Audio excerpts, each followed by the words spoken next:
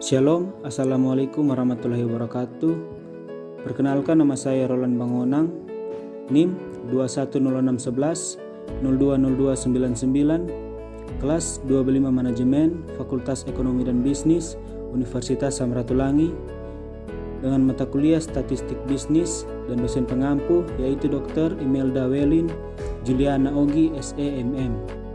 Dan pada saat ini saya akan membahas tentang memahami dan menjelaskan tahapan pengujian hipotesis.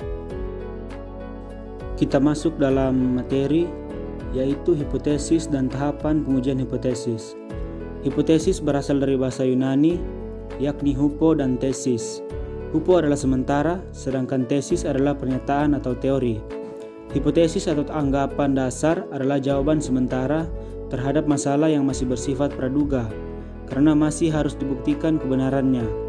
Dugaan jawaban tersebut merupakan kebenaran yang sifatnya sementara yang akan diuji kebenarannya dengan data yang dikumpulkan melalui penelitian. Contoh, yang pertama, seorang peneliti masalah kedokteran diminta untuk memutuskan berdasarkan bukti-bukti hasil percobaan apakah suatu vaksin baru lebih baik daripada sekarang beredar di pasaran. Dua, berdasarkan data, apakah ada perbedaan ketelitian antar dua jenis alat ukur. Berikutnya, pengujian hipotesis. Pengujian hipotesis adalah pengujian terhadap suatu pernyataan dengan menggunakan metode statistik sehingga hasil pengujian tersebut dapat dinyatakan signifikan secara statistik. Sebelum melakukan pengujian hipotesis, kita harus menetapkan terlebih dahulu hipotesis tersebut. Hipotesis adalah pernyataan yang kebenarannya masih lemah. Selanjutnya, agar pernyataan pada hipotesis tidak diragukan, maka kita melakukan pengumpulan data dan melakukan pengujian secara statistik. Berikutnya langkah-langkah pengujian hipotesis. Yang pertama, menetapkan hipotesis. Dua, menentukan kriteria pengujian. Yang ketiga, melakukan pengujian statistik. Keempat, menetapkan tingkat signifikan dan titik kritis. Berikut yang terakhir, mengambil keputusan. Dan yang berikut, ukuran dan variasi sampel. Ukuran dispersi. Penyebaran adalah perserakan data individual terhadap nilai rata-rata. Data homogen memiliki penyebaran yang kecil, sedangkan data yang heterogen memiliki penyebaran yang besar. Yang pertama, pengukuran dispersi adalah metode untuk menggambarkan bagaimana suatu kelompok data menyebar terhadap pusat kota. Kedua, ukuran statistik. Ketiga, ukuran tendensi sentral sama dengan rata-rata, nilai tengah, dan modus. Keempat, ukuran lokasi, persentil, kuartil, dan desil. Kelima, ukuran dispersi atau persebaran sama dengan jarak, ragam, simpangan, baku, dan rata-rata divisi. Berikutnya, kita masuk dalam tahap menguji rata-rata hitung populasi. Tahap menguji rata-rata hitung populasi dalam sampel kecil, merumuskan hipotesa nol dan hipotesis alternatif, menentukan taraf nyata apakah 1%, 5% atau pada taraf lainnya, serta mengetahui titik kritis berdasarkan para tabel student, menentukan uji statistik dengan menggunakan rumus uji T, menentukan daerah keputusan yaitu daerah tidak menolak H dan daerah menolak H, mengambil keputusan untuk menolak dan menerima dengan membandingkan nilai kritis taraf nyata dengan nilai uji T. Berikutnya pengujian dengan satu sampel dan dua sampel. Uji atau tes T adalah salah satu tes statistik yang dipergunakan untuk menguji kebenaran atau kepalsuan hipotesis nihil yang menyatakan bahwa di antara dua buah mean sampel yang diambil secara random dari populasi yang sama, tidak terdapat perbedaan yang signifikan. Dua, pengujian satu sampel.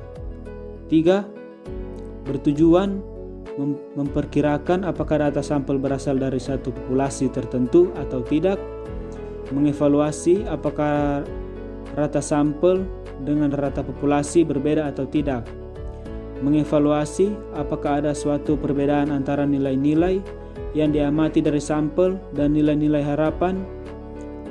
Keempat, prinsip pengujian hipotesis. Satu sampel.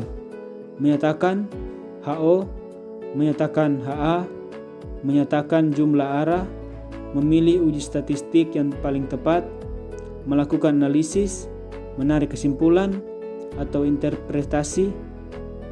Not: H sama dengan hipotesis, 0 sama dengan 0, A sama dengan alternatif, A sama dengan alfa. 1.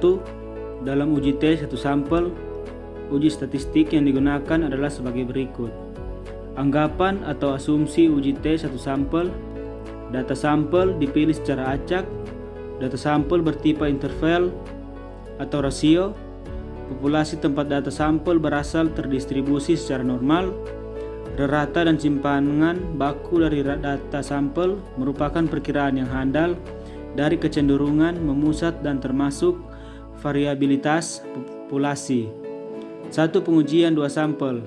2. Bertujuan melakukan uji hipotesis tentang perbedaan antara dua mean populasi independen, melakukan uji hipotesis yang tentang perbedaan antara dua proporsi populasi, melakukan uji hipotesis tentang perbedaan rata-rata antara pasangan atau tergantung pengamatan, memahami perbedaan antara sampel dependen dan independen.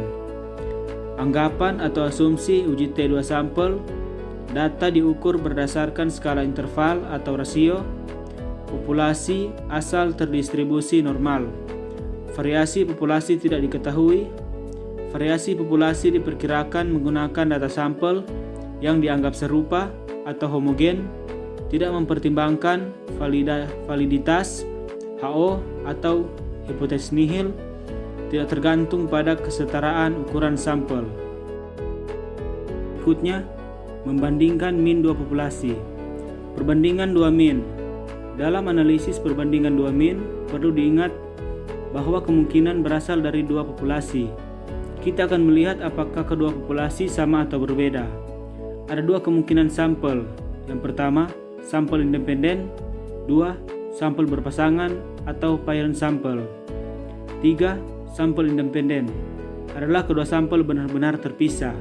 1. Misalnya, satu kelompok sampel penderita PJK atau penyakit jantung koroner, dan sekelompok lagi penderita penyakit diabetes mellitus atau DM.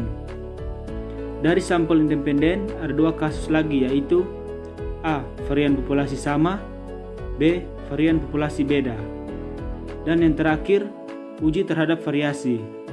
Prinsip pengujiannya adalah menganalisis variabilitas atau keragaman data menjadi dua sumber variasi, yaitu variasi dalam kelompok atau within dan variasi antar kelompok between. Bila variasi within dan between sama, maka rata-rata yang dihasilkan tidak ada perbedaan. Sebaliknya, bila hasil perbandingan kedua varian tersebut menghasilkan nilai lebih dari 1, maka rata-rata yang dibandingkan menunjukkan adanya perbedaan.